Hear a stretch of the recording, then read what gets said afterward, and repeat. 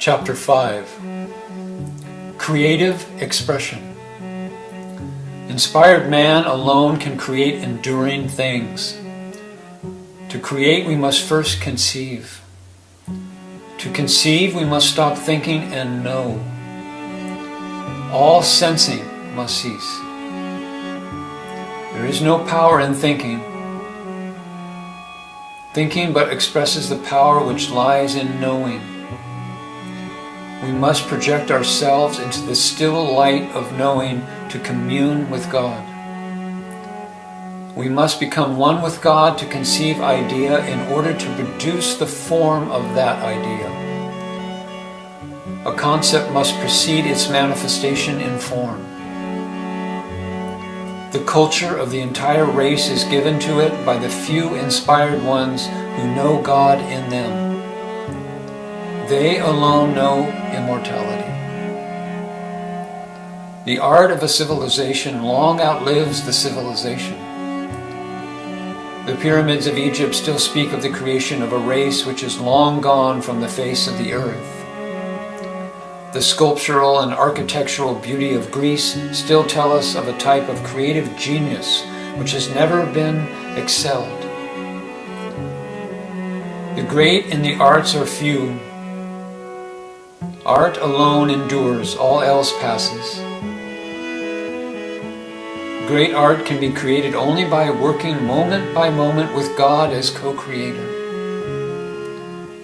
When man and God thus work together, they commune one with the other as one person.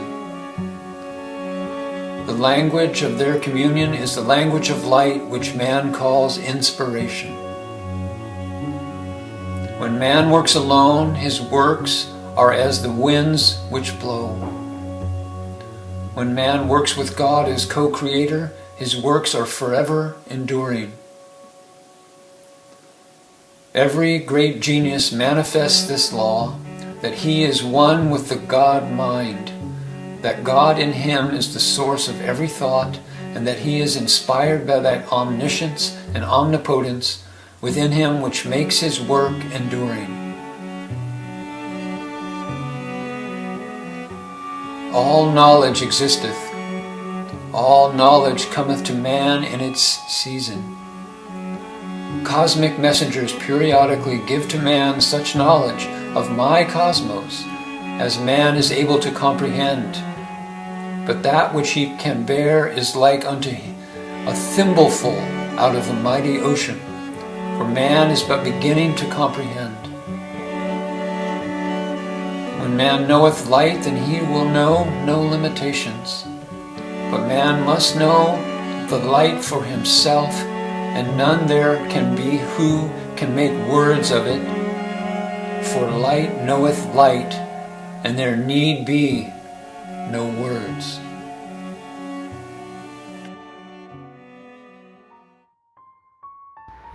Yo, back in this bitch for another one. Another episode of Go Deep. It's going to be a great episode today because I'm going to give my spoiler review for the Snyder Cut. Hopefully everybody has seen it by now. I stayed away, let y'all boys get y'all's reviews in. So it's my turn. Go Deep episode 217. But first, you gotta listen to some music. Not my music of my singing, but some regular music. We're gonna explore some different things today. Also, gonna give the Go Deep, review of the Snyder Cut. Yeah, bitch. Yo, what up? Yeah, nigga, come inside, man. Talk. Sit down, man. It's gonna get real and shit, man. I ain't been seeing y'all niggas in a minute, you know? But it's on, believe that, man. For real, man, believe it. The swerve, wanna talk to you, man. For real, man, just some visions. Maserati coupe trooping through the hood, I'm starving. Audemars scarf on, thinking about robbing. Look at his beard, look at his gear. He look like me a little cheaper in the trench coat. H. Winston wrote flying and browsing. Know we catch him by thousands. Been here since the 90s, a rare nostalgia. Look and glance at my stash. So many niggas got on, but how many be keeping it flashy? Cause the game ain't the same. The pit bulls is dangerous. Let a nigga rock, cause this where changes get. My medicine, call it a Libra. My 10 diva. My mink inside, stingray and beaver. Police, believer. I'm only here to add on and make New York stronger than the previous. Yeah, chef, the scientist, the fashion, the nihilist. Mycologist, holla bitch. Just a new year to get it in. Vocals of cinnamon, Heron Flim, challenge 10 of them. Haha, it's in the bloodline to murder niggas off top, no slot. This is the grind, you know when we win. Sheepskinned up, treesed up, season with the moon in it, Izzy me up. Smell like money, look money, live money. 4 kids, 4 wizards, I'll be in the bridge with 300. Yeah, for all the real niggas need a new light, right? I could understand, I feel niggas, I'm lied up, dolo. Sneakers 400, one more O, out in Cuba, my blow flow. Now I'm back, no, yo, you gotta go, yo. You been too long not feeding niggas, so go, yo. Throw you in the hole, yo. Kiss your kids, this is how we live. Kill a nigga, leave him in Soho. My mic pump, my mic makes the party jump. Niggas in the corners with the Maury's and blunts. You know what we want, you bugging. Could never get there, this is rare. Stay in your place, you're not from it. High life, come up in the project life. Live good, look clean, baby, vision the height. Get right, get swipe, get a ticket. You gotta leave here. The goon said, have a good flight. Get the fuck out the light. You bitch ass niggas. We coming, nigga. Fresh new Timbs on. Word up. I'll be back, nigga. Believe me.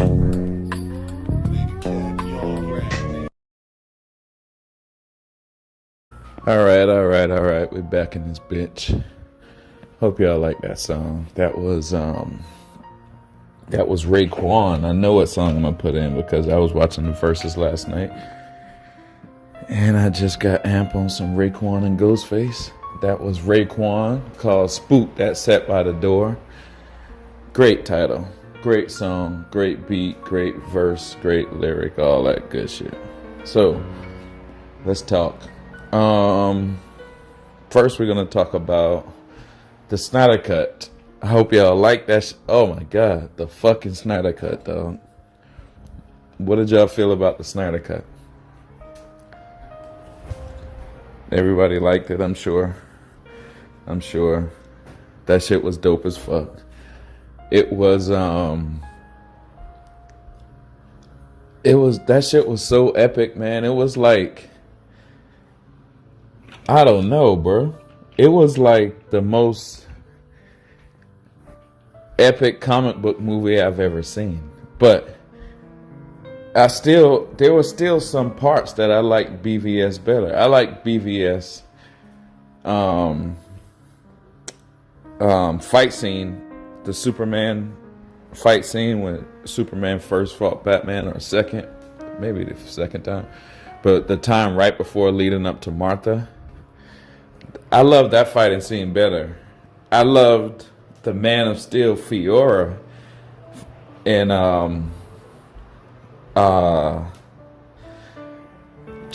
when she was in Smallville. I loved that fighting scene better. I loved more Batman. Like, I loved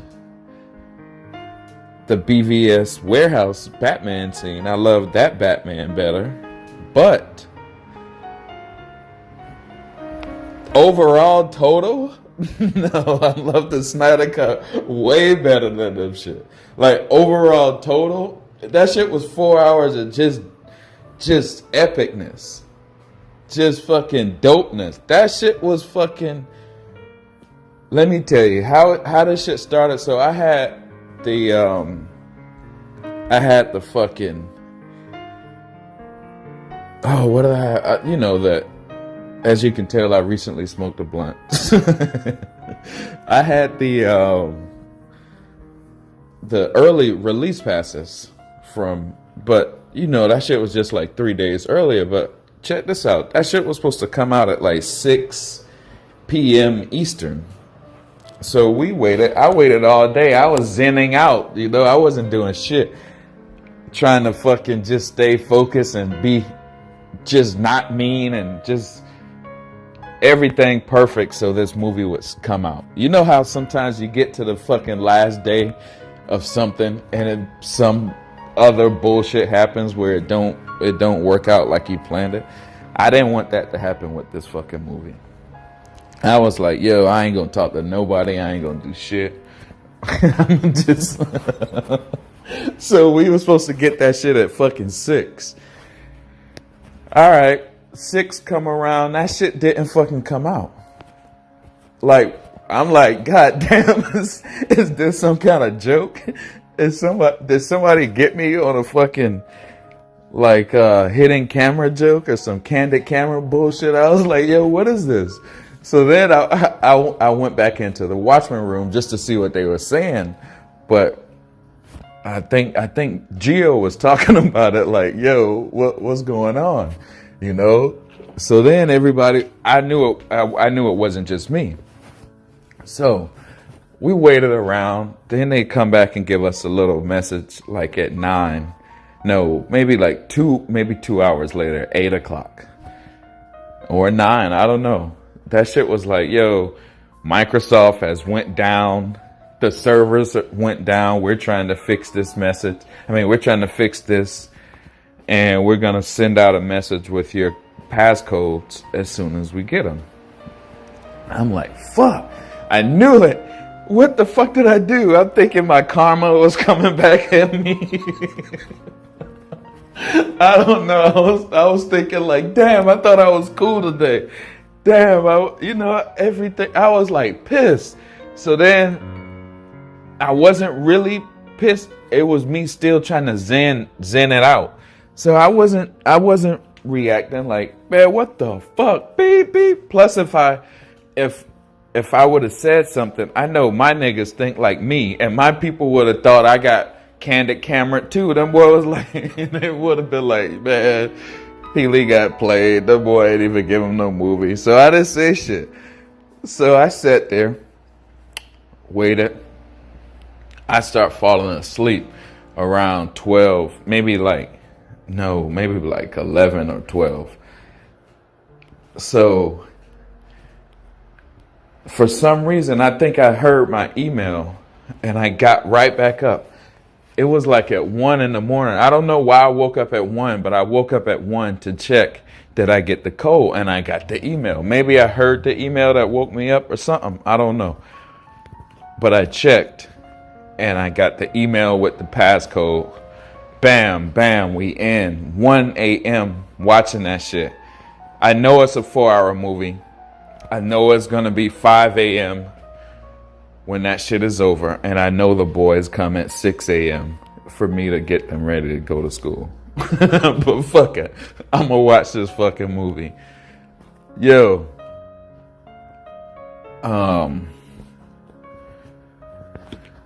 We fucking... what was I about to say? So I started watching it. The first scene was, Superman with the big scream, screaming after he got stabbed. And Superman did that scream in Man of Steel also when he was first born. Remember when he first came out, he did a little scream and then all the animals popped their head up, or dinosaurs or whatever the fuck them things was, popped their head up and was like, rah, they did it too. So that was reminiscent of Man of Steel. If you watched Man of Steel recently, you would have saw that too. But that shit, how he played it, he just kept sending the sound waves over and over and over. And it was being witnessed, like waking up the mother boxes, everything. But how it played perfectly with Lex Luthor when he was in there talking to Steppenwolf, or doing something with Steppenwolf. Steppenwolf was revealing himself and all that shit. That shit started so epic. From the beginning, it just kept getting more epic. It just kept getting better. Now, when you watch that, you see that Marvel, there's no way nobody could think Marvel is better than DC now. That's what the shit was, man. Like, the corporate people, Marvel made so much fucking money recently that they were good for the fucking, I guess if you want to say China owns majority Hollywood or whatever, the investors of Hollywood. They were fucking, but when that shit changed where, I think it started, no, I don't know. But let's just say they were good. They made a lot of money. Fuck it. They did their thing. Now DC, if DC would have stayed the course and just dropped Justice League when it was supposed to, Marvel would have, nobody would have cared about Marvel anymore. There was nothing they could do because they first had to copy Zack Snyder's movies to make their last few or whatever. And I think even more than that. I think the Black Panther, now watching it, the Wakanda shit is just a copy of Wonder Woman's crew, the Amazons. You know, the horse riding, the spears and all this. Now you see the Amazons as their real fucking influence to Wakanda and all that bullshit. You know? All of that shit is stolen from Zack Snyder. But, like, nobody could do it. Like, this man made a movie better than Lord of the Rings, dog. What the fuck? I'd rather now see my fantasy or whatever is called, like a whatever Lord of the Rings is under, like fantasy sci-fi or some shit like that. I think Zack Snyder just overtaking them boys. Like, what the fuck? This man just fucking, he made it seem like alien invasions are just a normal thing on Earth. It done happened before. The gods are on this planet. It done happened before. Or they've been here because Superman, if you really look at him, his depth, he's a fucking alien from another planet, but then on his planet, his daddy was the fucking man. His way of being born in a planet where they were just genetically engineering babies or humans, and also that he has the codex inside of him. Superman's layers is so crazy. What Zack Snyder has done since Man of Steel with Superman's layers. But, what was I saying? Oh, when you watch this shit, you see it. There's no competition. Marvel can't keep up with this damn epicness. I don't think nobody can keep up with this epicness. And you can see like the reshoots with Martian Manhunter in there. And, you know, it's probably going to end up looking better, you know, as he gets more time to play with the Martian Manhunter character. You know, when he restored the Snyderverse and he gets more time, but also freedom that these boys ain't over his back and trying to ruin his shit. We see how they try to ruin it. Whether try to ruin it in the movement with useless fights or try to ruin it in the trades with useless bullshit information or whatever. There's what I'm saying is there's just no competition. So Marvel, I think like Marvel was, when you look at it, what really happened, Marvel just went at Zack because he was his competition, but it was more of like cancel culture. And then when you look at cancel culture, Disney owns most of all of that because they're high into that SJW shit, which is, you know, but whatever. We don't even got to get that deep. Let's stay on the movie. Marvel could not fucking fuck with the Snyder Cut. And now it's obvious to see the epicness of that shit, the actors, the fucking fight scenes. Joss Whedon came over. Everyone now is looking at that shit like, how in the fuck do you take an intro like this and turn it to that bullshit. And they're like, oh, a 2-hour mandate. They needed a 2-hour mandate so that because they wanted to get their fucking bonuses before the merger and blah, blah, blah. That's just a bullshit ass story, because why would you have Superman looking like a fucking Bizarro on the first scene just because you wanted him into the story?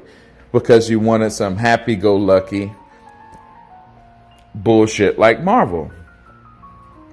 And it's now like that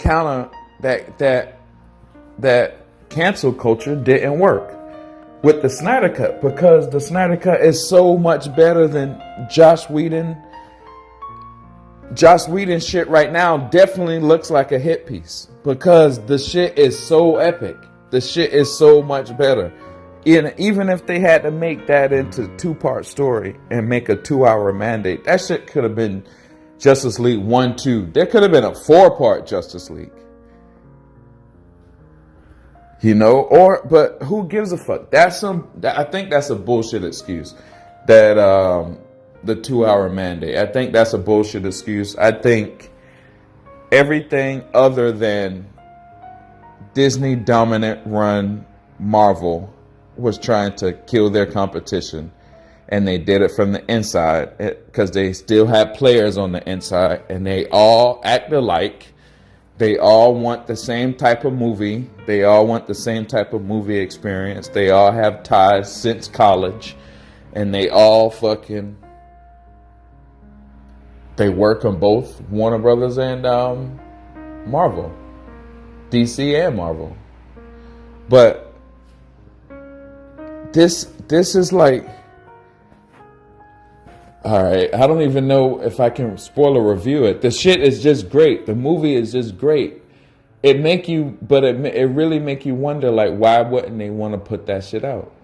That really make you want to think, like, why in the fuck would Warner Brothers do that? Not even saying a 2-hour mandate, but you trashed the movie. You made it into something so corny. You know, like watching Justice League compared to the Snyder Cut don't even seem the same. It's not even the same experience. It's like you changed the whole experience.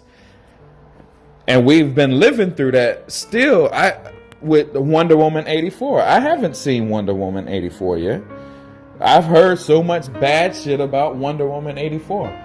But Wonder Woman in the Snyder Cut looked fucking amazing. Wonder Woman in the Snyder Cut looked ridiculous. Like, alright, I might have missed Feora's fighting scene, but Wonder Woman's first fighting scene when she showed up against the guy with the hat on and his bomb crew, that was Feora level. That's why I can't even say Feora shit was, but Feora shit was epic. But Wonder Woman shit was epic too. Zack Snyder went back with all his glorious slow motion. You know, like people were trying to say that's all Zack Snyder had was slow motion and bass in the music. People were saying that's after like 300, big explosions in slow motion. But nobody did it better than fucking 300. So, that's my lane. I'm the best in it, and I'm going to do it and show y'all that I'm the best. He did that shit with, the slow motion scenes with Wonder Woman and the bullets, the slow motion scenes with fucking Flash saving Iris West. Dog, he made Flash seem like the fastest character ever in existence. The fucking Flash, he saved Iris West. He broke the glass and saved Iris West before the glass even hit the ground, and got back in to feed the dogs with a fucking hot dog. Oh my god, dog. This movie was fucking epic, man. The movie was epic, and it was like, dog, think about it, man. Like, I don't know, man. I want to say some crazy shit about our movement, but like, how much shit were people wrong about, bro? Like, how much useless fights that we had to fight about? How much useless narratives did we have to fight about after now we see the movie? Like, Zack Snyder put remember the theatrical cut of Justice League took the Nazi talk out of Justice League. Zack Snyder put it back in. And he put the Nazi flag back up, which showed the truth. Because this has all been tied to one similar story. Even Wonder Woman, the first Wonder Woman, when, the Germans and everyone was fighting World War I. And that's where I'm going to continue to go deep at, because it still exists. Like, even if I still watched the Justice League, but it still exists. All of this shit is still going. Like, I don't know. I'm gonna just keep going. What else happened? The Flash scene. That shit was amazing. Wonder Woman, when she first fought Steppenwolf. Oh, that's no. First, we got to give it up. Steppenwolf's suit. God damn. At first, I was thinking, is anything gonna ever be better than Zod's suit? Like, Zod's original, I think that was CGI. What Zod had on, that black suit, this fighting suit. But that armor looked so fucking crazy. That's what got me. Zack Snyder made aliens look cool. Zod showed up on this planet looking like a fucking G. But no, Steppenwolf shit. Oh my fucking God, Steppenwolf suit just blow in the fucking wind and reflect on like every different petal on his suit. Steppenwolf suit is amazing. They need to win some type of awards for whatever the fuck that is. However they did that, they need to win an award. Steppenwolf suit look fucking crazy. Oh, but I know this shit's gonna be, I feel it. This shit gotta be in the theaters. Why? Because the way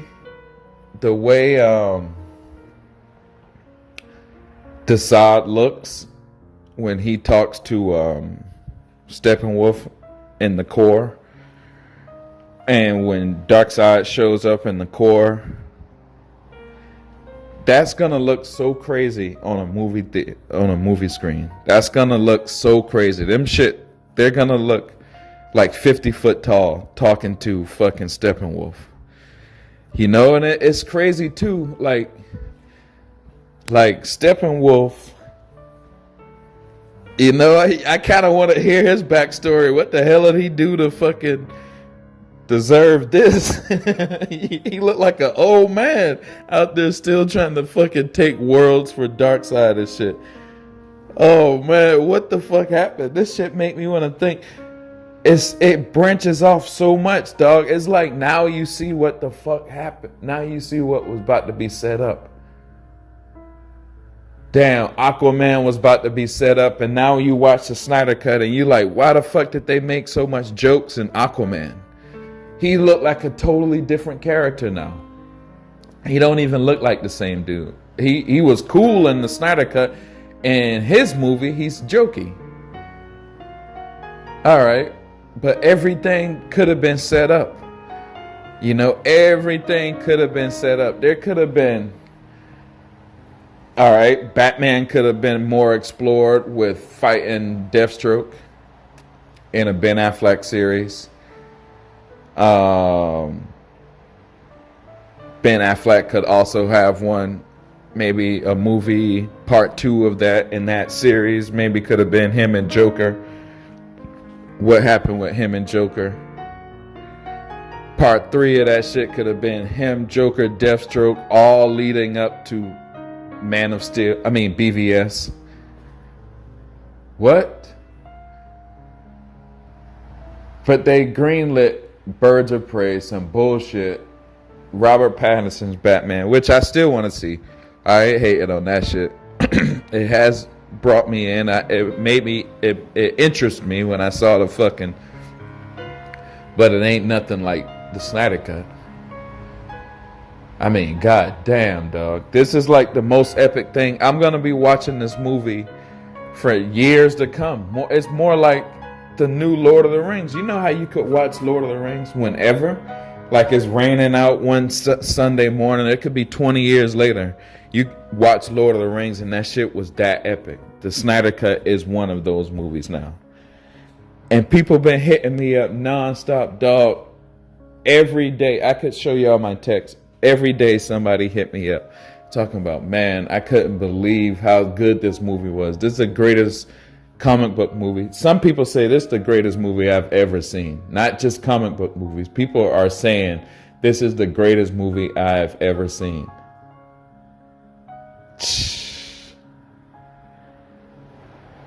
Fucking, yo, Steppenwolf. Let's just get back to it. Steppenwolf.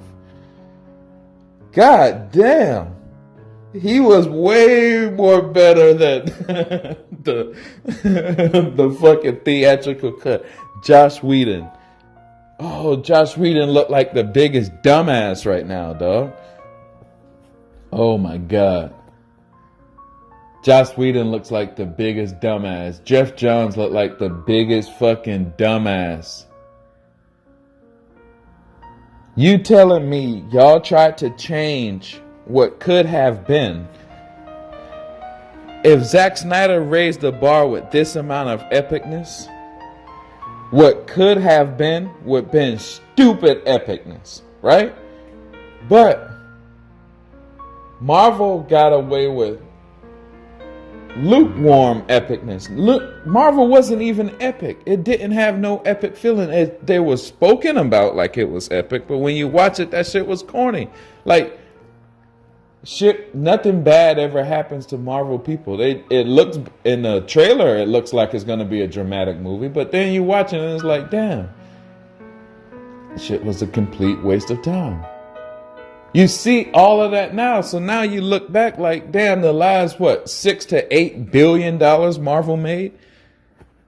You might as well, you should cut that in half. You should probably retract 60% of that if the Snyder Cut would have came out.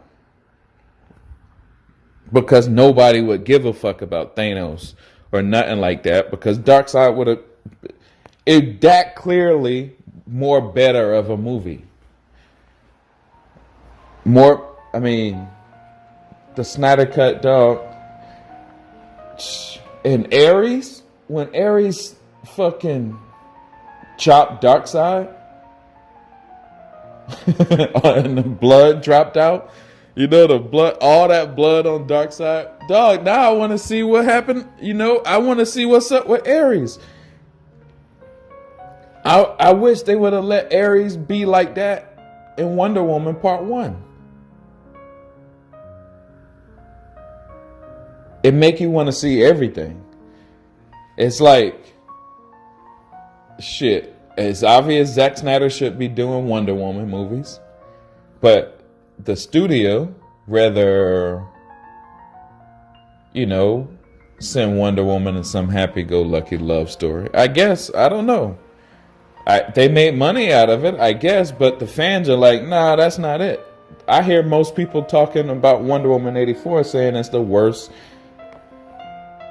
DC movie ever. People saying it's the worst comic book movie ever.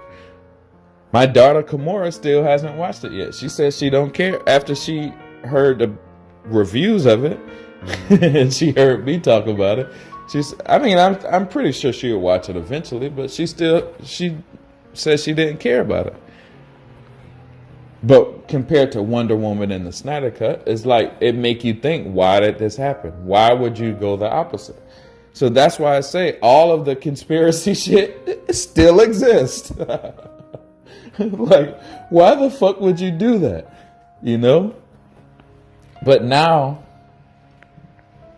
devil's advocate, did they do that to create the biggest fucking internet movement ever? Like, the why You know what I mean? The why, if devil's advocate of everyone talk about Toby Emmerich and this, that, or the other, this, that, they suck and this, blah, blah, blah. I hate these guys. But look, I'm pretty sure they did pretty good. I'm pretty sure they got the best movie on the planet right now. It only took them 3 years of cultivating another fucking system. Who knows? That's what I kind of want to talk about too, because I want to talk about, like, we went on this fucking tour with this movie, you know, and it's like, all right, my homeboy Brian Kume always says the Snyder Cut is a 5D movie because it's like from a fifth dimension, and you thought you got it as a thought in your head that we want the Snyder Cut, and we brought it from the fifth dimension. No, we brought it from the fourth dimension to the third dimension, and it's a higher piece of art than all of that. It's like a piece of art that we have constructed and we can hold. You know, we brought it to earth. That, you know, it's a crazy way. He explains it a crazy way, but I understand what he's saying, because like it matches with all the gods are in you, sure, because all of it starts as like a spark from the heavens, supposedly. So that spark hits different sparks, and different things happen, and you know, it eventually becomes physical, like a baby. It eventually, you know, your thought, like a spark, a thought wave from heaven might make you want to go kiss your girlfriend, right? That you kissing your girlfriend might lead to y'all having sex. Y'all leading to y'all having sex might lead to a baby. The baby might become physical one day where y'all can all hold it, and it might save the world. It might, you know, whatever, but it became physical, but it started with a thought from space.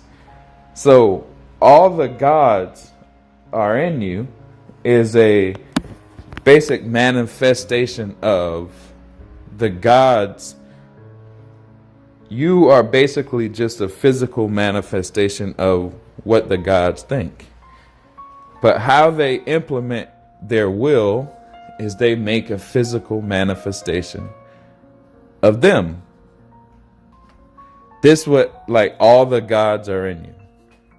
It's what it means. So this journey that we went through of fucking, you know, fighting to get the Snyder Cut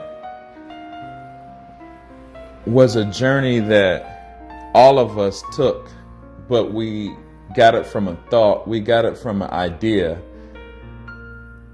that was maybe pushed and maybe, you know, helped us promote it and, you know, whatever. But it was a thought, it was an idea, and it now became a physical piece. But we've all experienced it, right? So we're all a piece of this fucking one hive thought. That's weird. That's weird to think about. You know, that if you really think about it, it's weird because we've all experienced this movie in our brain first, in our mind first. A lot of people are watching and they didn't even know it was going to come out. Didn't even believe us when we were telling them. But this started in our brain first, and it was brought down into physical reality. This is everything Go Deep is being talking about. Like, this is fucking what they were doing to 11 on Stranger Things. This is everything. This is the certain people grow that are kids or whatever. They get information and, you know, puzzles and, you know, all kind of shit to decipher their brain code and make them use their brain power or whatever. But then they see if they can bring that manifestation to earth. And I've been telling y'all that on Go Deep. I've been telling them there's a lot of them in this movement, and there's a lot of people with fucking ability, power, fucking just mental focus to actually make something happen. There's a lot of people in this movement, and there's a fucking notch on y'all's belt watching this movie, right? But this is Go Deep. I can't not go deep on this shit, right? So a lot of fucking crews all the time are looking for people just like you to study your brain capacity. Fucking, like, I don't know, bro. I don't know. I'm gonna walk you through, because you just can't. I don't know. You're gonna need a whole nother fucking 3 hours to go this deep. You're gonna need a fucking hold, because you gotta wonder why on earth did it happen this way? Why did you cancel Justice League, the Snyder Cut, for lesser quality? Blah blah blah blah blah. All right, you could say yes, the money could be involved, but also it gotta be influence, right? Because Zack Snyder was telling us all the gods are in us, blah, blah, blah. He also tried to show us a story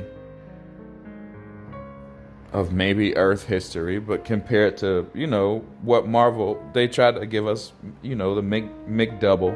They don't really do shit to elevate our brain or elevate our way of thinking or anything like that. But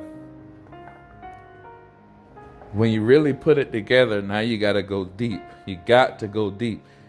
Cancel culture probably just didn't want our brains to be elevated to this level. I'm going to put this in here. I'm going to show you what I'm talking about. Let somebody else talk, because I've been talking too much. Let's just say the Snyder Cut was the shit. It was the dopest shit. But right now, since this is Go Deep, I have to fucking go deep. We got to figure out, why did they not want us to see this movie? Why would they want us to see something else? Let's talk about it, or let some white people talk about it. You bitch. We find ourselves in the 17th century under a man called Shabbatai Zevi, who spawned what was the largest messianic movement in the last 2,000 years among the Jews. I mean, he was massive.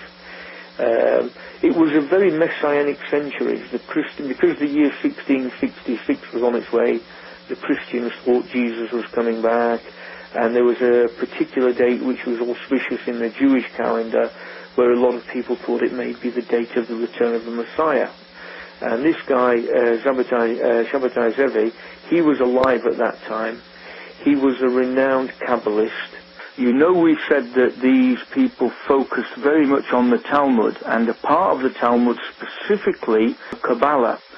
And the Kabbalah was a general set of rules that used to be there, and different rabbis and great scholars, sages among the Jewish population would come out with their own versions of it. And one man, in the middle of the 16th century, produced a version of Kabbalah which has spawned the entire Jewish messianic movement for the last 400 years. And you said 1666 was the Christian year that they all thought they were going to see a return, and the Jews had their own specific Jewish date that kind of coincided with some messianic prophecy that they would bring forward a Messiah. And didn't they say that Shabbatai Zevi was the Messiah for a while? Well, the Shabbatai Zevi was a follower of the Kabbalah, of this particular type of Kabbalah. This is the one which has brought all messianic movements through Judaism, and it's known as the Lurian Kabbalah, after Isaac ben Solomon Luria. And this man invented a twist, a spin on the Kabbalah, a new interpretation and a new way of putting it together, and some new practices, spiritual practices. He was known among the community, by the way, as the Sacred Lion, because he was apparently able to do conjuring tricks, magic tricks with whatever he'd learnt, or he appeared to the people to have special powers, and it influenced them. And I'll give you a quote about this man now from the Encyclopedia Judaica. It says of the Lurian Kabbalah, in no small measure it prepared the ground for the messianic ferment of the Shabbatian movement. So you can't get a better authority than that. And it's saying this Kabbalah, not the Kabbalah that you go and buy down at the bookstore, but this particular one is the one where all the magic tricks, all the conjuring appears from. This version of the Kabbalah. And what happened was that Shabbatai Zevi was just like any other rabbi in that area of the world, about 50 to 70 years now after the time of Isaac ben Solomon. Isaac ben Solomon wouldn't allow anybody to teach his version of the Kabbalah while he was alive. After he died, he gave permission to his disciples and students who got to a certain stage to teach other people. So it was in limited form. What happened with the Sabbatian movement, Shabbatai Zevi, he started having visions. He was practicing this system and he started having visions. He started being able to do conjuring tricks himself. Other people who were practicing the same thing as him started to have visions about Shabbatai Zevi being the Messiah. And these guys were great rabbis and spiritual leaders in the community, and they were all having these dreams and visions about him. So it was very much adding to the fervor of the time. And he himself, they say that he didn't believe it to start with and came to believe. I mean, the man is, again, one of these things that is whitewashed. You know, they try to say, oh, it wasn't really that important and he was just an embarrassment in the history of Judaism. Let me tell you this now, at the height of his movement, he had 1 million Jews following him. That's a big following. In those days, 1 million Jews, mainly Ashkenazim, but even Sephardim, and because they thought he was going to be the Messiah and they'd been following him for almost 20 years, he got them all practicing this new Kabbalistic system. This is what he got all of his disciples, the ones who followed him and believed he was the Messiah, he got them all practicing this en masse. So we've got this enormous change from, you know, the Judaism that everybody knew into, hey, this guy is, you know, probably the next Messiah, and we're just waiting for it all to happen and for, you know, light to break out of the sky. And what happens? He goes to Jerusalem at the height of his popularity to try and gain official blessing from the chief Sephardic rabbis who were still in Jerusalem.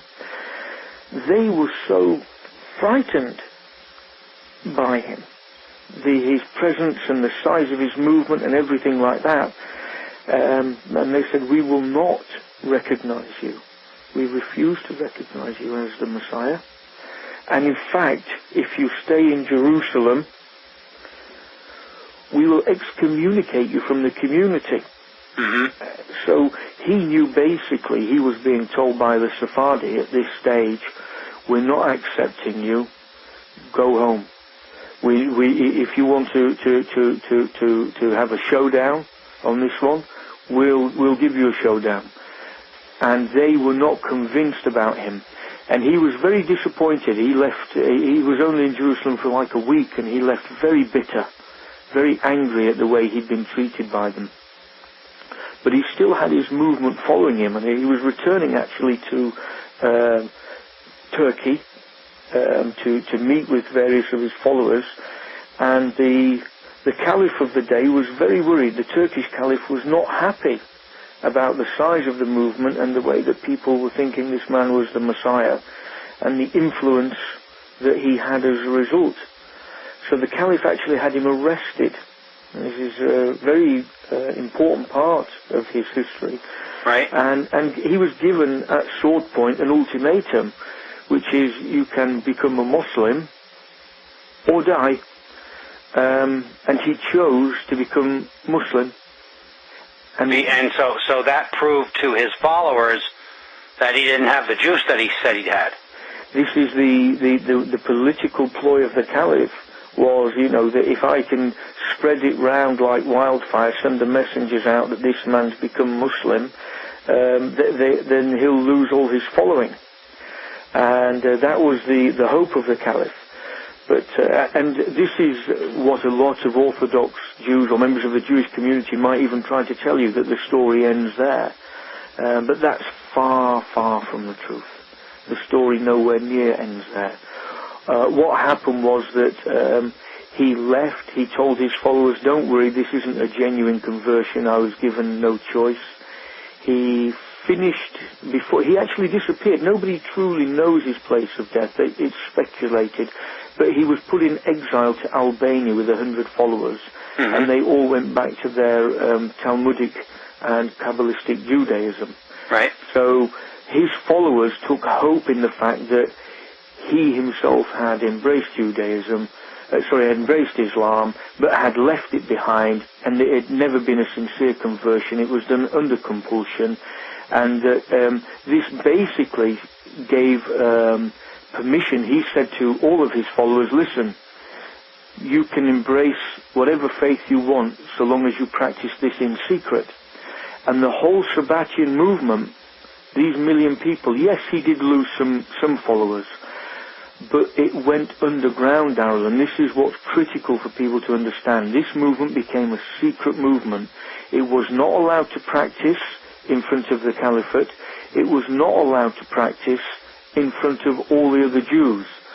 It reached a stage among Sabbatians that even their children were not told the religion of their household until they had come of age. They would reach 11, 12, 13 years of age, and then they would teach the children the faith. That way their children could play with other children, and they had no fear that their children might tell somebody at school or their friends they were playing with, "Oh, my dad believes this," or "My mum does that," you see. They hid it even from their own children. Now, the Sabbatian movement, a large number of people in Turkey actually, like him, followed his example and embraced Islam, and they're known today as the Donmei Jews of Turkey. Anybody who goes and looks at these people would think that they were just normal Turkish Muslims, and this again is proof of Ashkenazi and ethnicity. The Donmei Jews do not look different to anybody else.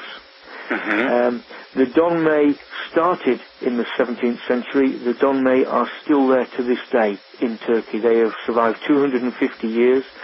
They are known as the wife-swapping Jews of Turkey. And they also were where the Young Turks movement was born, where many Armenians still believe the Turks in general were a part of, were the reason why they were slaughtered wholesale. But the fact that is today we understand they were what we call today crypto-Jews, which are these this group you're discussing now, got themselves ensconced into the highest levels and actually helped perpetrate that genocide. Indeed, Darrell, this is the crux of the matter. The beliefs of the Lurian Kabbalah and the practice of the Sabbatian movement is the start of crypto-Judaism, the crypto-Jew and crypto-Judaism. Crypto-Judaism, tell everybody you believe one thing, really you practice another and believe another. Crypto-Jew, tell everybody you're a Muslim, really you're a Jew. Tell everybody you're a Christian, really you're a Jew. And you can do this as far as they were concerned. It was part of the teachings of the Messiah, Zabbatai Zevi. So as far as they're concerned, the Messiah himself has given them not only permission but instruction to start behaving like this. The Donmei were used at the time when they needed to overthrow the Caliph to prepare the way for the First World War and the establishment of the Jewish national homeland in Palestine, Zionism. That's when the Jews actually went back and did a deal with the Donmei and said, and by this, and I'm using the term Jews loosely here, because as you'll see, if you study the history, you'll see they were Sabbatians. Another group of Sabbatians went to them and said, we need you to organize a movement. They were living in Salonika at that time. They said, go into Turkey and overthrow the Caliph. And they went in there and they established Freemasonic lodges, the first Freemasonic lodges in Turkey. And operating through those lodges over a period of time, they were able to overthrow the Turkish Caliphate. Now, the Masonic lodges you're discussing, we're going to go to this now because I want to bring up what started now after Sabbatai Zevi's original failure. His movement actually morphed into several others, and one of them was, and it says so on a site that I read about it, that it ended up morphing into the Frankist movement, didn't it? Jacob Frank himself said, Shabbatai Zevi was Messiah, and I myself am Messiah, and all three of us are manifestations of God himself. So, to get the timing here, Frank died in 1791, okay? That's when he died. And bear in mind that Isaac ben Solomon was pushing his L'Oreal Kabbalah around in around the 1560s. So we can see there that when people try to tell us this movement died with Sabbatai Zevi, it's entirely untrue. Because now, today, these people who built up a following of very wealthy Jews and powerful Jews, bankers and such like, by saying, don't worry, we're not extremists and you don't have to swap your wife with anybody, and because they're involved in orgiastic wife swapping and all sorts of strange practices, the Sabbatians. They said, look, you don't have to worry about that. With us, you can just practice normal Judaism and we'll give you this particular spin. We know that a large fortune was passed on from father to son, and it actually started back in the 14th and 15th centuries. I mean, huge fortunes, and it actually was the seed money for fortunes such as Warburg and fortunes such as Rothschild. How does that fit into this story? Well, what we have as part of the Sabbatian movement, we find that under Frank, towards the end of his life, he instructed his disciples to go to Poland, Warsaw in fact, and to build factories and to get established in business and to start making big money. And also, according to Encyclopedia Judaica again, his followers became active in the Masonic organizations in Poland too. The Sabbatian movement is very, very deep, and these were openly Frankist in their beliefs. Again, involved in all the orgiastic wife swapping and all the other strange practices that they have, which most Jews would say, oh, all of this stopped with the Sabbatian movement under Sabbatai Zevi. But we can actually demonstrate that this was still being practiced in the middle of the 19th century, and even the early 20th century, they were still visible. Now, the other thing about Frank, Jacob Frank, is that is the man who told Adam Weishaupt to found the Illuminati, the Bavarian Illuminati. Now, at this time, 1790, the Rothschilds were already well established as nation crushers, and they had already backed the Jacobins in their revolt against the King of France. They had already begun with dealings with Cromwell and the rest. I mean, how was their activity monitored by these people, and where did they come in with all this money? Well, Adam Weishaupt took his money from Rothschild in founding the Illuminati in Bavaria. He was financed by the Rothschild, but the instruction came from Jacob Frank himself. So, now, the Rothschilds had already been rich for a generation already, and I mean, were they handed their fortune, or did they build it themselves, or was it a mix of both? Or, I mean, who gave them their start over in Frankfurt and Hanover?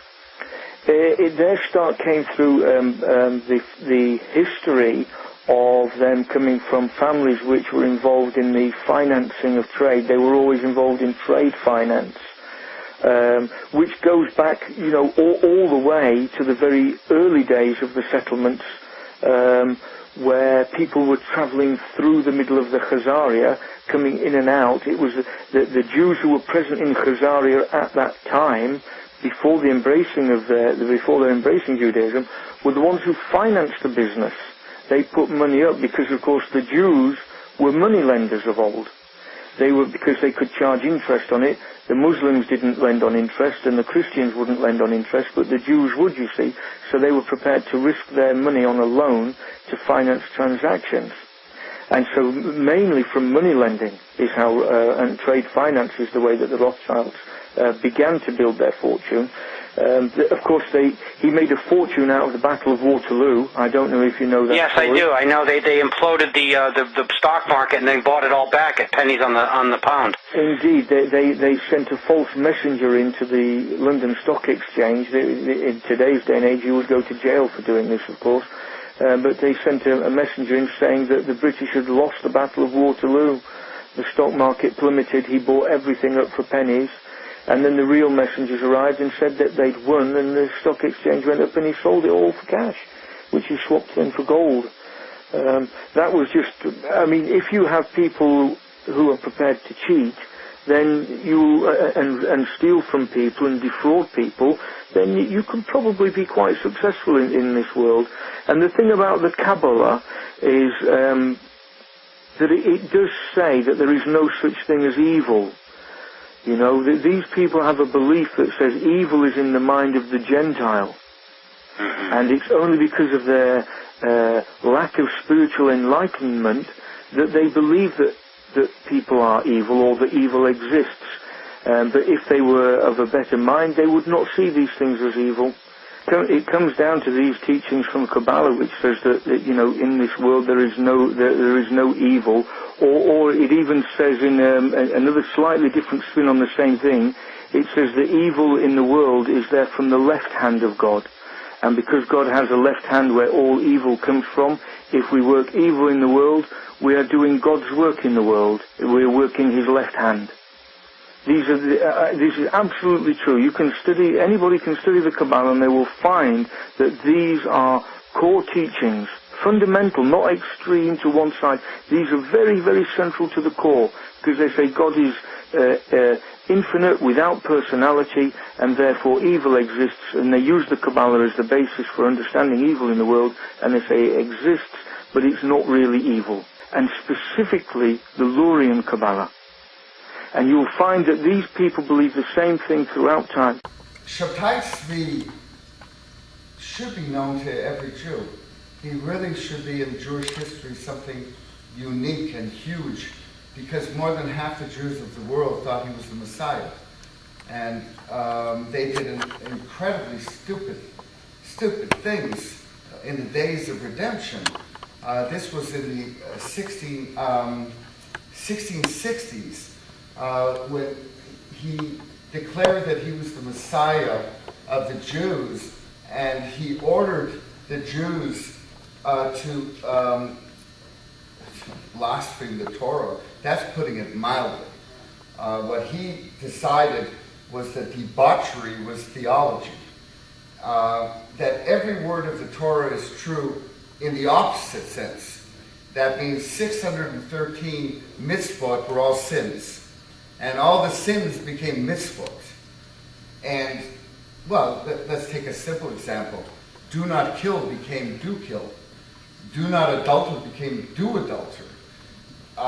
Purim was his favorite holiday. That was the annual wife swappers holiday. It was called extinguishing the lights. And by his order, the Jews swapped wives. All over the world, this was not a local phenomenon. Now, all the books say the same thing, that Shabtai Tzvi gained prominence from Iran to Mexico. All over the world, the Messiah was going to come, and he announced the date. And this date, by the way, is significant because it shows he had Christian backers, theologians behind him. He declared he was the Messiah on June 18th of 1666. June, of course, is the 6th month. 18 is 6 times 3, and we don't have to well, 666 is obvious enough. And on that day, all of a sudden, it was the time of redemption. And the Jews could do anything they wanted. You know his prayer, the prayer that the Jews quoted, were, "Blessed be he who permits the forbidden." That was the actual Sabbatean prayer. And the Jews went through an orgy worldwide. Again, the Christians would call it Satanism. But it was certainly he changed Judaism in the worst possible way. Now, I'm not sure if you understand that Shabtai Tzvi did not die. Now, this is the real issue and the real problem, is that the Sultan of Turkey said enough of Shabtai Tzvi. This was in September of 1666. All over the world, they were coming to his court. Go and look up Shabtai Tzvi in a book of Jewish history. Where did he go? He was the most influential rabbi in modern times, and he has been rubbed out of the history books. Keep that in mind. You can't find that much of Shabtai Tzvi. But the Sultan of Turkey said, enough, you have to convert to Islam. And Shabtai Tzvi, now there are conflicting reports, but he apparently, without any resistance, took off his kippah and put on a turban, and the next thing you know, he was a Muslim. And most Jews worldwide abandoned Shabtai Tzvi, and they were very, very upset. You know, you have to realize what they did leading up to the day that he announced he was the Messiah. They stripped their houses of roofs because they thought they were going to be transported magically to Jerusalem. They buried themselves up to their necks in. This was, in Europe leading up to June. It's awfully cold to be buried in the ground, getting punishment. They would flagellate. They would throw themselves into the Mediterranean, the icy waters. The Jews went nuts. Worldwide, they went nuts. And that's what's happening to Israel today. Israel is going nuts. And I'm trying to explain where it's coming from. And the Israelis just think, darn, we got the worst leaders anywhere. They just lie. They don't stop lying. You can't trust them. Israel is going nuts. And you're going to see slowly how this came to be. Call it an alternative retelling of Jewish history, because it really is. When Shabtai Tzvi converted to Islam, most Jews abandoned, but not all. There was a sect in Turkey called the Dana, who decided that this was, in fact, a magical pronouncement by Shabtai Tzvi that we should all convert to other religions, but secretly practice Sabbateanism. Turkey is run by the Sabbateans, and we'll get to that shortly. But what can I say? Jacob Frank. Jacob Frank was Europe's second Messiah. That's what he was called. The second Messiah of the Jew was Jacob Frank. And he worked from about 1750, died in 1791, born in 1726. Yeah, those are about the right dates.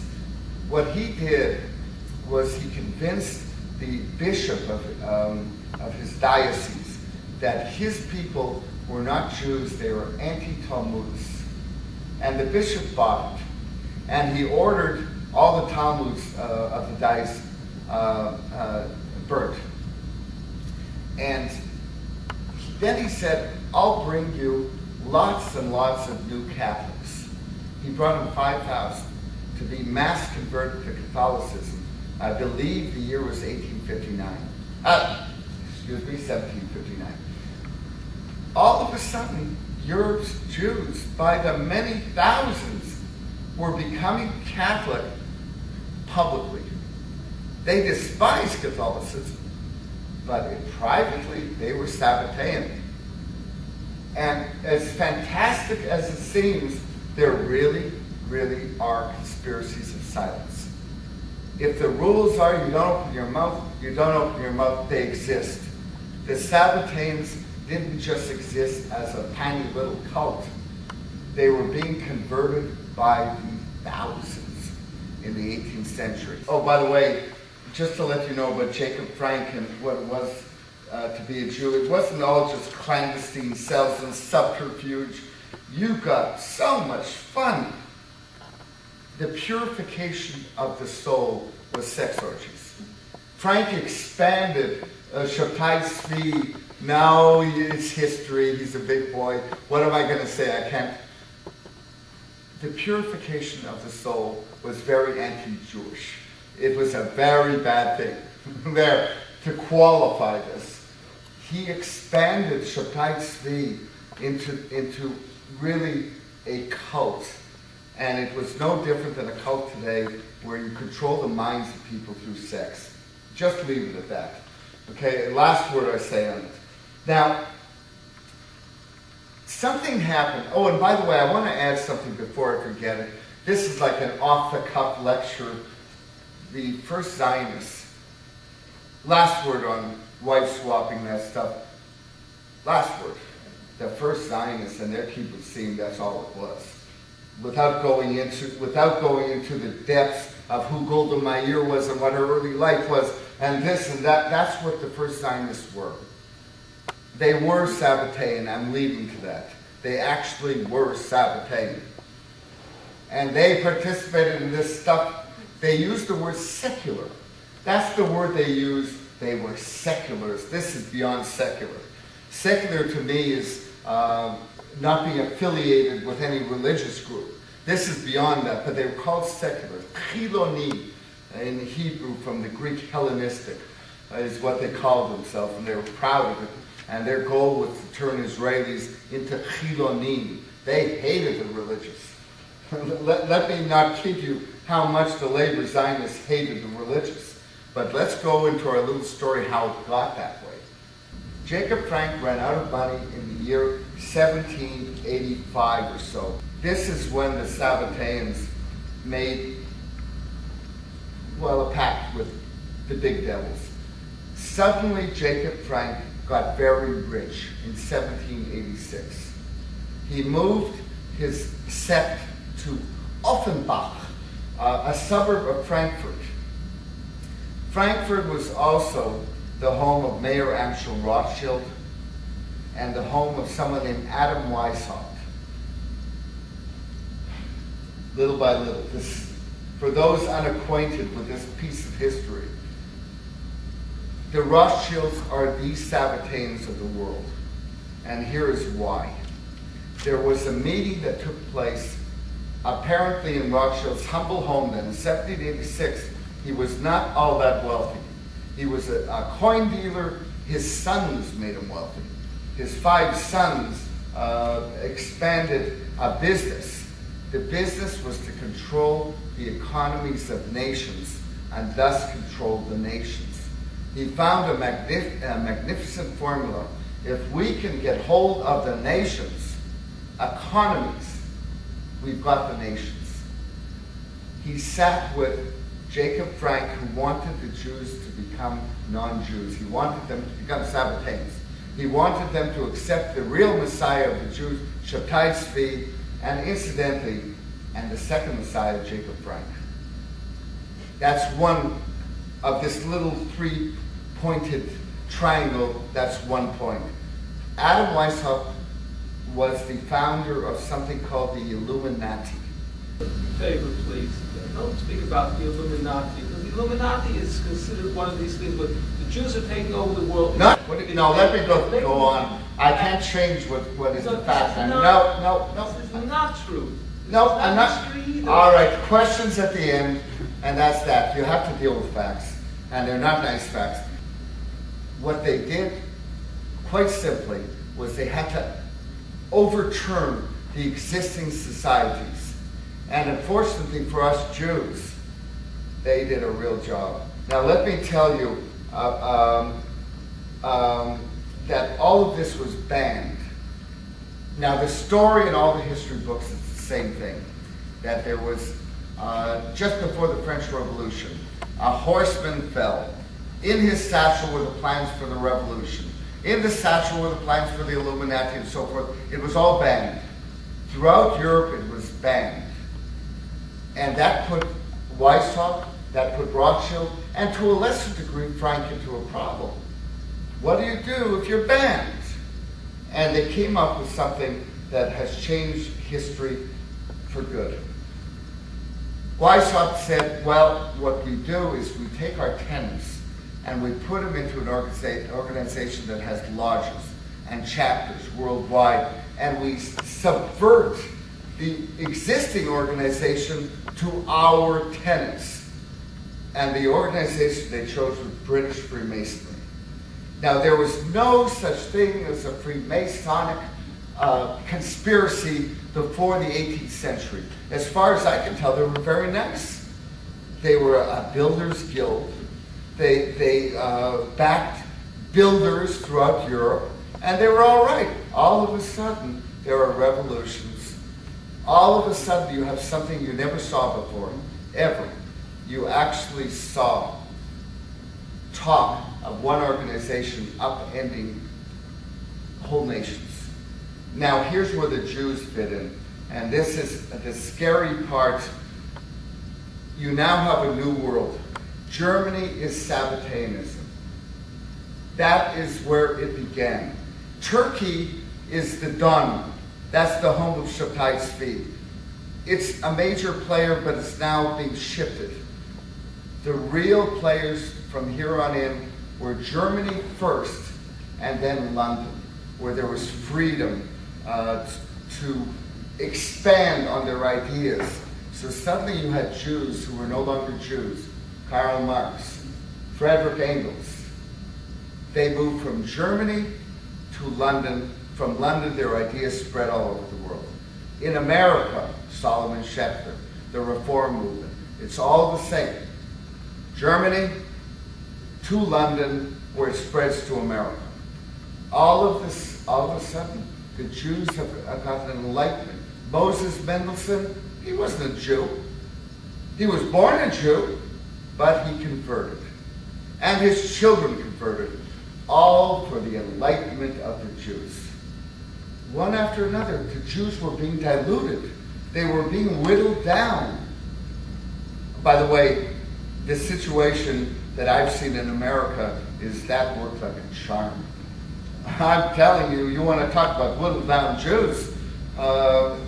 This country is really, except for the Orthodox, really lost its Jewish thinking and heritage. And that again, Germany, Solomon Schechter, to London. He gets the money, he gets the packing, he goes to America. Now we've got the world's greatest, and this scares Jews, believe me, I'm not blind to this. I'm very aware of this. There's a new history. It's not a new history, it's an old history being retold. But you have to look, and you can't ignore a really serious problem, is that the Rothschilds took on America. And all of the following names are simply not Jewish. Within one generation, they stopped being Jewish.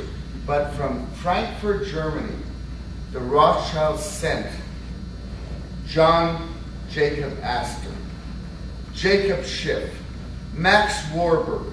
He sent all of his agents to America to corrupt the robber barons, essentially. If you were very, very successful, they made a deal with you. You promote our thinking, and our thinking is the end of Jews. It really was a war against the Jews in a very different way that people understand. And it becomes harsh from here on in. We're now in the 19th century, and that was not a good century for the Jews. That was the century of the pogroms. What you have now with America is try and find a Jewish Astor anymore. Try and find a Jewish Schiff. John Jacob Schiff's grandson is married to Al Gore's daughter. This is true blue Sabbateanism. We'll get to that. It's all over the place. It's terrifying. And we'll get to that. They're not Jews anymore, but they are affecting Jews. They want Jews to be something else. Now you've got, I find this a terrifying thing. You got the Rockefellers, the Morgans, the Carnegies, the Harrimans. They were all given European money. America was not all that rich in the 19th century. You had people building railroads, you had them putting up steel mills, but the money was in Europe. And it was in the hands largely of the Rothschilds. They agreed for ideological purposes that if you play our game, we'll give you power you've never had before. And this is how non-Jews started doing the work of the Sabbateans. And I have to be very, very easy on this. Very easy on this. The fact of the matter is, in the 1870s, the Sabbateans of England decided on something new. The Jews weren't cooperating. They were not changing their point of view. They were not accepting Shabtai Tzvi. They liked their religion. And I got to remind you of something very important. Until the rise of Sabbateanism, secretly, the Jews loved being Jews. It was as natural as breathing. There were no self-hating Jews. After Sabbateanism hit, the Jews started despising themselves. This was also done on purpose. But the point is, in Britain, something called the British Israelites emerged. They actually thought that the British were Israelites. And I've read their stuff. It's weird stuff. In the Roman times, the tribe of Dan landed in England, and London is named from the tribe of Dan, and I've read their stuff. And it's wacky. But nonetheless, they figured out the ultimate plan to get the Jews to be Sabbateans. They're going to take back Israel. They developed Zionism. In the 1870s, they developed a perfect plan to get the Jews back to where they wanted the Jews to be. They developed Zionism. And the idea was to make life so miserable for the Jews of Europe that they would come to Eretz Israel. The Jews did escape Europe, but they went to America. That was the problem. 2 million of them escaped Europe due to the pogroms. My grandparents included, but they did not go to Eretz Israel. The first Aliyah was in 1880. A few went to Eretz Israel. The Rothschilds built Rishon LeZion. They built the first city in Israel. They got the ball rolling, but it was a lousy place to go. There was nothing there. There were a bunch of bandits and a bunch of malaria, and it just was not a good place to settle. So now I'm going to jump ahead before jumping back. Eventually this was solved by someone named Colonel Edward House. He was Woodrow Wilson's, well, he was Woodrow Wilson. What he did is put restrictions on him, grave restrictions on immigration to the United States. And the Jews no longer had that option after 1919, I believe. But let's go to this real problem, and here is Zionism now. Folks, this is going to probably be a little shocking. In 1898, Theodor Herzl met Kaiser Wilhelm in Jerusalem. Now, if you think that Jerusalem was a good place to go on a holiday in 1898, you don't know how bad it really was. Jerusalem, in fact, was a rotten place. There were no roads. You took the Kaiser didn't take a tram steamer, everyone else did. You went up skinny little roads. There were no hotels. It was disease-ridden. You couldn't get a decent meal, and yet the most powerful leader of Europe came to Israel to put up 3 churches, one a very big church, the Church of the Dormition Abbey, the Church of the Dormition. On November 2nd of 1898, in Jerusalem, he met the father of Zionism, Theodor Herzl. Why would Herzl make that awful trip to Jerusalem to meet Kaiser Wilhelm? There was only one answer. He wanted a state. That's the only answer. And if you go on the internet, because this has been the most important meeting of modern Zionism, Herzl meets the Kaiser of Germany in Jerusalem. Try and find it on the internet. It's been rubbed out. And the few sources that I got said all the same thing. Herzl was rebuffed. Rebuffed from what? What did the Kaiser do to rebuff Herzl? And the answer is, he said, no, you're not going to get a state. We are not going to go to war with Turkey and give you a Jewish state because we have made an alliance with Turkey. And they permitted us to put up a church on the highest point in Jerusalem. I have a picture of it. Afterwards, take a look at the Dormition Abbey, and you'll see that Germany and Turkey formed an alliance. And Theodor Herzl changed. Now, I've read about Herzl. He was not a Sabbatean. Herzl was just a charismatic guy who could gather people around him. He was a good guy. In 1901, Theodor Herzl met the British Zionists who wanted Britain, not Germany, to get the Jewish state. And Theodor Herzl said, forget it. We cannot have a state in the ancient land of Israel. We would have to fight the Turkish-German alliance. It would kill millions upon millions of people. We can't do it. It's not worth it. He said to the British, you have land in Africa. Just give us Uganda. It'll do. We'll live with it. And this would have ruined the Sabbatean plan. It would have destroyed the plan of the Sabbateans. The only way to get the Jews to become a different people was to have Eretz Israel back, not Uganda. Uganda wouldn't have done the trick. And anyways, we'd be Rhodesia today. I mean, it wouldn't have worked anyways. So now here, and I warn you ahead of time, it's not easy speech, but nonetheless I'm going to say it. Theodor Herzl went at the age of 44 into a sanatorium in Paris shortly after this little announcement. For a disease, go and look every which way and find out what was wrong with Herzl. I sure couldn't.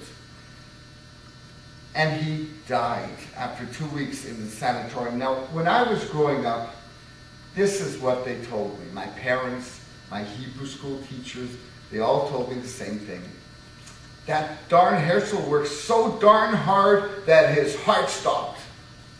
Yeah, sure he did. He died at 44. Even in 1905, you just didn't drop dead at 44 because your heart stopped. He was murdered. And this was the first of the Zionist murders. You've now got a new leader of the Zionists. Now you have to, there was a little gap where someone named Wolfenson took over the World Zionist Organization, or what became known in Israel as the Jewish Agency. But then you got yourself a bad one. You got yourself a really, really dreadful, mass murdering head of the Jewish Agency, Chaim Weizmann. And when you got Weizmann in power, you got the Jews really in a lot of trouble. Now I'm going to give you one example, and then just to make it easier, and then we'll go backwards. 1936, World Zionist Conference, Basel, Switzerland. Weizmann was applauded, no less, for saying, in the upcoming Holocaust, he used the word Holocaust, there may not be 2 million surviving Jews, but they will be strong and good for Eretz Israel. We're going to talk about the connivance very shortly of the labor Zionists with the Nazis. And it's not a nice story. Weizmann knew a Holocaust was coming. It was planned. And by the way, a third of my family died in the Holocaust. I want you to know that. thanks to my grandfather and me digging through old records and Yad Vashem and stuff, I found a third of my family were wiped out. So don't think I'm not taking this personally. I'm taking this plenty personally. My children live in Israel. I only left there because I was almost killed there, and it's a different story. Folks, I'm going to test your maturity now. All right? And I'm not kidding when I say this. You are amongst the privileged who are going to hear this. I give this to Goyish crowds, and they are big crowds, and they accept this. Jews have a different problem. They don't want to accept it. Chaim Weizmann was a butcher. His name should be taken off every university and technical institution, everything. Wipe the name off. In 1908, a Sabbatean named Atatürk took over Turkey. And go on the internet and write Atatürk Sabbatean or Atatürk Jew, and you are going to be very surprised how much Hebrew this man knew. The Young Turks, the Donma, took over Turkey. Through their little Masonic lodges, Turkey was now taken over by the Sabbateans. Stage 1 done. Stage 2, let's practice a Holocaust. They murdered 1.5 million Armenians during World War I. This was a dry run for the big one. And today, by the way, I'm not going to go how the American Jewish leadership made darn sure the Jews of Europe just died, led by Rabbi Stuart Wise. And I have a separate lecture on that mess. That not one Jewish organization, except the Orthodox rabbis, again, except for the Orthodox rabbis, not one Jewish organization tried to stop the Holocaust. Not a one. Where the hell were the Jews? A third of my family, and I'm sure you have very similar stories. We have now got to this. I'm going to bring us up to date. I'm going to bring you to the year 1932. Skipping a lot of stuff, we'll just keep this on topic. In 1932, 250 plus organizations represented German Jewry. 250 plus. In 1934, 1. Labor Zionism. All the rest were wiped out, and only one was left, Labor Zionism.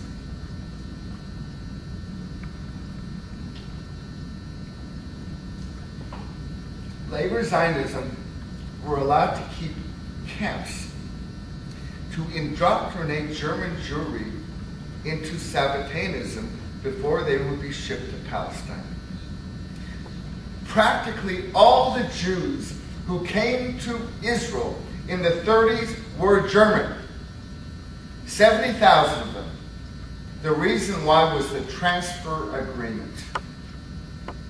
Go on buy my book, it'll be dirt cheap. Otherwise, go on the internet, look up the transfer agreement. What an agreement. And this was the end of Zev Jabotinsky and the Peru Party as well. The transfer agreement stated it was an agreement between the Jewish Agency of Jerusalem and the Nazi Party. And it was signed and it went into effect. The Jewish Agency would allow Germany to make life so miserable for the Jews that they would come to their indoctrination camps where the weak would be weeded out, eventually to be killed in camps. And the strong would be sent to Israel. In return for which, the Jewish Agency of Jerusalem would make sure that every immigrant used his funds to buy German goods, propping up the economy, would stop all protests, embargoes, anything against the Nazi regime. Worldwide, Jews in America were organizing parades against the Nazis. The word got out from the Zionists in Israel, leave the Nazis alone. During the Holocaust, there was only one Jewish organization led by Chaim Weizmann who knew a Holocaust was coming, planned it with the Germans, and that was Labor Zionism. Now, let me tell you something that's going to be shocking to you. And believe me, I believe that you are mature enough to accept this. It isn't easy for me. Do you think when I was researching this, I was having a good time? I mean, you have to understand, this is crappy work. It's just something that fell into my hands. I wasn't even meant to do this work. You know, until Rabin was murdered, I was the Israeli correspondent for the Hollywood Reporter and for Billboard magazine and Screen International. I was a trade journalist. Who even thought of this stuff?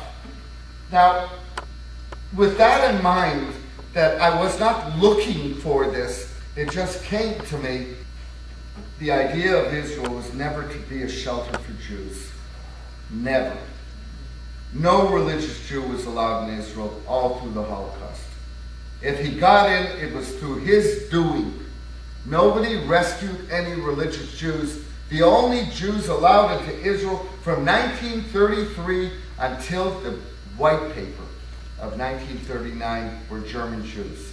Did you know Winston Churchill's mother was a Jew? And that means that Churchill himself was Jenny Jacobson. Her father was a stockbroker from New York. Churchill was a Jew. He was a Sabbatean. Look, again, you have to look this up on the internet, who Jenny Jacobson was. Churchill was a Jew. He was another Benjamin Disraeli. It doesn't matter if they convert to, the Sabbateans convert and they mix. It's a very ugly, messy situation. Stalin. You think Stalin was the Jew? All three of his wives were Jews. All his children are Jews. This is Sabbateanism. This was a Sabbatean war. I'm not being overly dramatic when I say this either. This was a war fought by the Sabbateans, and they are not Jews. Don't mix them up. They are the enemies of the Jews. Israel took the German Jews and used them for seed stock to get a new Judaism. They were going to wipe out the Jews, as many as they could, of Europe, and start a new Judaism in Israel based on Sabbateanism. Everyone thinks it's left-wing, that the problem is the left are crazy. It's not the left. The children of the left maybe never heard of Shaddai Tzvi.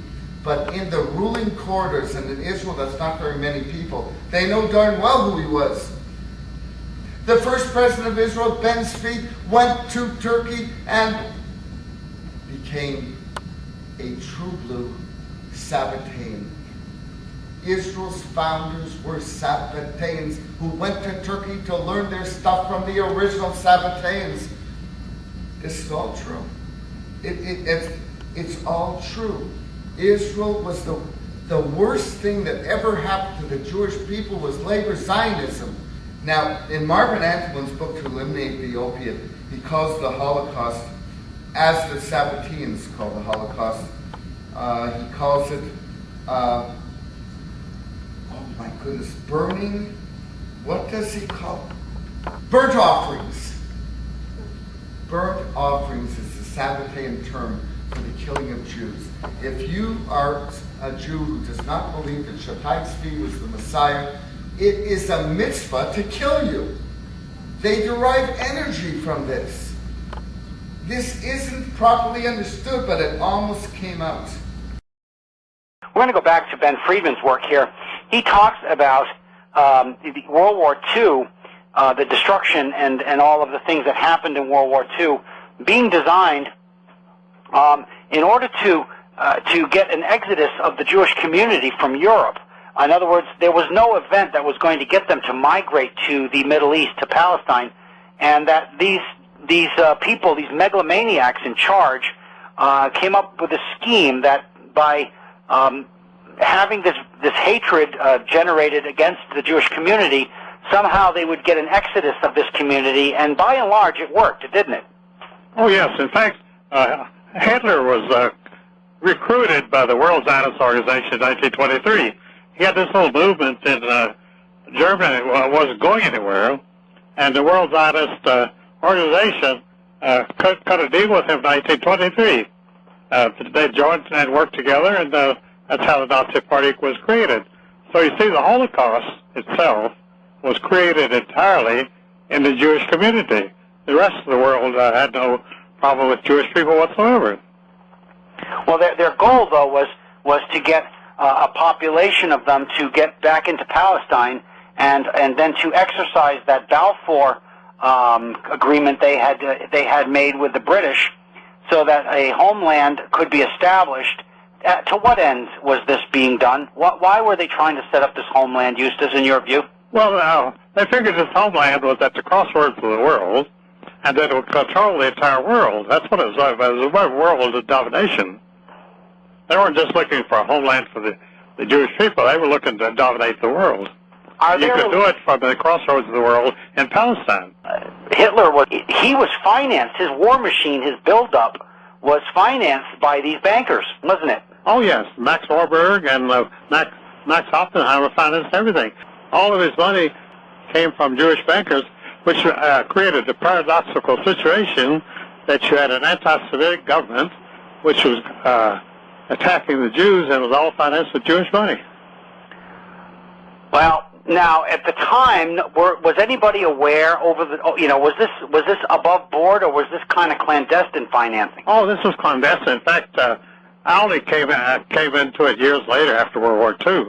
Religion is the perfect smokescreen, because you can say whatever you're doing for God, and who could criticize you for that? Well, that seems to be what's happened then. Oh, yeah, exactly what happened. Well, and I also understand that there are nonsensical ideas that they want to reestablish the Temple Mount after they've consolidated their power in the Middle East. Oh, they certainly do. All those plans are in formation right now. They are? Oh, yes. And to reestablish that Temple Mount, to who welcomed the Rothschilds to the leadership role in that area? Well, the Rothschilds had the leadership role there in 1880. The whole idea of a Jewish homeland in Palestine was financed by the Rothschilds from Vienna in 1880.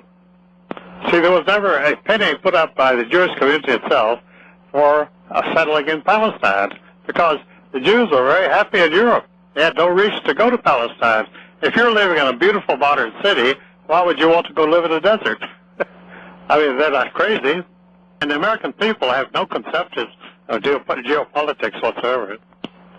Yeah, that's pretty evident. The Illuminati and Freemasons all came out of the Rothschilds in Vienna, Austria. In fact, the Rothschilds invented Zionism, fascism, Nazism, and communism, all in 1830 in Germany. And there's not a dime's worth of difference between any of them. And that was a declaration of war against Germany in 1933. So World War II was actually inaugurated by Samuel Adenauer in New York in 1933. Yeah, that was the day that the war was actually declared, wasn't it, against the German people? That was war. That was a declaration of war. And both of them being financed, again, two sides of a war, being financed by the same megalomaniacs. Oh, yes. Well, you cannot really have a war unless you finance both sides, because it's very hard to start wars. Most people don't want to go to war, and so therefore you have to finance two sides to get them to fight each other. Saddam Hussein was on the CIA payroll for 40 years, and the Bushes supported him all the way.